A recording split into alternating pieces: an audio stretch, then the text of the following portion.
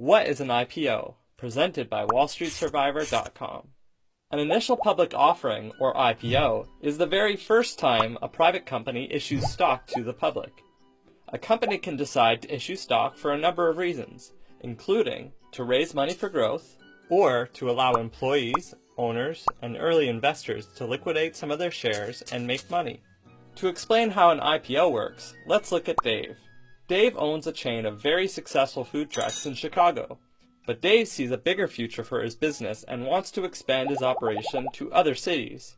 To do so, he decides to issue shares to the public to raise the necessary cash he needs to build more trucks, inventory, marketing, and staff. Dave can't just issue stock himself to the public. He needs to use an investment bank.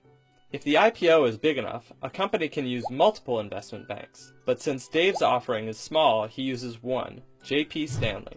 Based on the value of Dave's company, Dave and J.P. Stanley determine the IPO price, the amount of shares they will use, and the percentage of ownership of Dave's food trucks they will give up.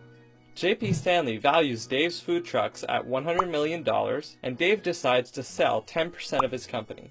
10% of $100 million means Dave will be raising $10 million. The investment bank decides they will be issuing $1 million in shares to the public at $10 apiece.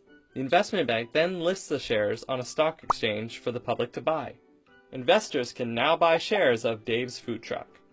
In the late 1990s, IPOs really took off as technology startups were issuing stock and raising a ton of money extremely quickly.